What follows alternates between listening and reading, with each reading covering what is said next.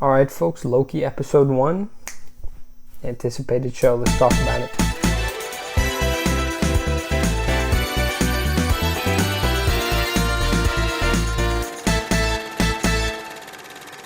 Alright, so I think I might as well mention the fact that of course this is not only the lowest production value video that I have done, but I don't think anyone could possibly get lower production value than this. I don't know. I suppose that's a challenge. So if you think you can, then maybe you can.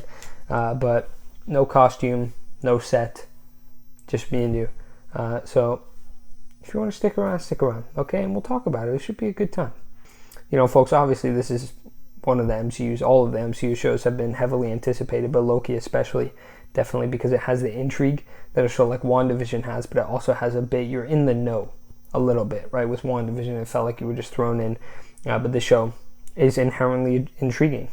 I've seen some people mention it, but obviously Tom Hiddleston is a very good actor, and his ability to just jump back into this character, 2012 Loki, is remarkable. The fact that he can pinpoint this character at the time and basically act like nothing in the entire MCU chronology has happened is very good. He's very good. The score of the episode is very good. It's a bit synthy, futuristic, but also mysterious. It invites you to this new world, and it's just so noticeable. This whole episode, and presumably the season, if it follows the same line, is such an odd experience because it is just so different from everything that we know about the MCU. It doesn't abide by any of the rules. It even breaks some of the things that we know to be true, and I'll talk about that later. But it feels surreal. It feels weird. The comedy within the show is great, obviously. I mean, by this point, that's pretty much a standard for any MCU project, and a lot of it is just absurdist comedy, and so it's fun. You know, people pointed out when the Loki trailer aired, there's a scene in this episode in the church where the girl points at the stained glass, and it's a devil. And presumably that's also the person that Loki is after, but there's another theory for that person. So, MEPHISTO? We're bringing that back? Maybe. Who knows? I don't know. I wouldn't know because only one episode is out. So why would I know? I don't have inside information. Okay, you have to find someone else for that. Loki alludes to the fact that the Avengers travel through time. I'm wondering if that's just a smart guess, or if he really knows. I mean, I don't think he would. I don't see how he would. Maybe I'm wrong. Maybe someone would like to explain that to me. It just didn't seem apparent to me why he knew, or if he even knew. It might have been just a guess. So Loki then goes to his trial, and the main lady says about the Avengers, what they did was supposed to happen in response to them traveling back in time. So this presumably means that the Timekeepers are fine with the Avengers going back to a different timeline, taking their stones, and then returning to theirs. This means two things. Either one, they're reckless enough to let the Avengers do their own thing and hope that they achieve the right outcome, and it might break off the timeline, or they can see the future.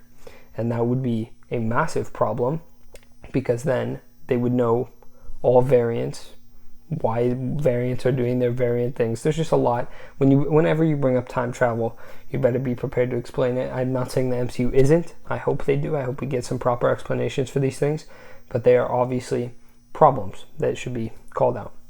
Owen Wowson is great. I assume that dynamic will be a big thing throughout the season and possibly the show if you get multiple seasons. But he's excellent.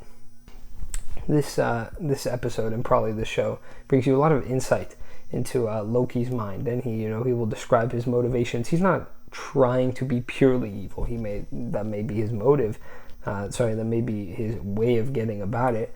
But he obviously wants to bring some order, and he believes, he talks about freedom being the great lie. All this interesting stuff, and I think you'll get a lot more of that as the show develops.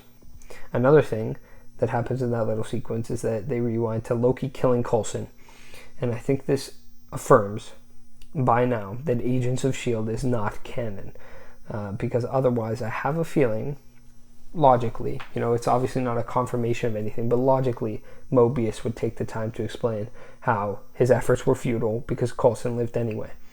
So it's obviously not a real confirmation that Agents of S.H.I.E.L.D. is not canon, but it's been in my head. That's basically how I've treated it, as sort of a fan fiction kind of thing for a while. And I'm going to see this as a further allusion to that fact. It could be the whole Agents of S.H.I.E.L.D. thing could be in a different timeline, possibly. But, what do I know? We'll see. Loki is a good character to place within the TVA world, because Loki is ambitious by nature, and the TVA inherently goes against his ambition. He can't ever feel like he achieved anything if everything was predetermined. I think I caught a line in the episode where they said something like the employees were created by the TVA.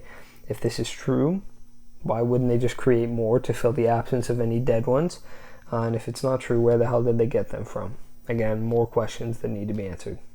I have a feeling that Loki will end the show working for the TVA, because, again, you can't really place him back, because that would undo a lot of character development that whatever this show will do. And, I mean, that's really the only other solution. He's not going to die, at least not yet, because I'm pretty sure the show was greenlit for season 2. But I think that he solves whatever case this is in season 1, and then in season 2 he continues to just work for the TVA, be outside of the timeline that the Avengers are in, maybe make an appearance sometime down the line, but pretty much be separate, just his own thing, doing his own thing. A bit of a detective story that the MCU could use. Could be fun. Alright, here's a problem I have. I have a slight issue with the TVA's existence. It was just at the back of my mind. As much as I love this episode, it was just nagging at me the whole time. The TVA is a very cool concept. I presume it will get fleshed out throughout the rest of the season and likely the MCU. And my criticism could lessen over time, or it could just, it could come more to the forefront. The TVA, its existence, erases so many of the stakes from the MCU. Now, I'm not talking about whatever I felt at the time these movies came out. I still felt. There's no doubt about that. That can't be erased. And I will always cherish that. But in retrospect, looking at Infinity War and Endgame, and when you think about just the tiny chance, you always knew they would win because it's obvious, but just that sense that they have one shot at this, that anything gets messed up, yada, yada, yada. Seeing Endgame in theaters, and you see they mess up on the first time heist, and you're like, holy crap, it's done. I mean, you're like, wow, it's done. You're not going to feel that anymore. Because if everything is predetermined, unless they find a way to make that no longer the case, or they explain that, stakes don't feel real. They don't feel real. You're not going to watch the next Avengers and think, this is a decision that they're making and it's fine and whatever, because the TVA is not stepping in. The TVA will infect every thought that you could possibly have about any future decisions in the MCU. I hope they rectify it. I think they probably are smart enough to recognize that as a problem, but it bugged me. I like the whole gag about Infinity Stones being useless, but also the implications for the universe. Imagine Thanos popping up in the TVA just to realize that whatever he does is inconsequential. It doesn't matter because it's already been determined. It ruins a lot of the fun. I hope they have a solution. And then people again had that theory, besides Mephisto, that Lady Loki exists in this show, and the fact that Mobius says it's you means it's another variation of Loki, and it likely is Lady Loki. What do I know? Possible. I was curious throughout the episode about the reset charges that they leave on timelines, and I was wondering why they were sort of cryptic about it. First they mentioned it, and then they didn't show it, and then they did that again. All that.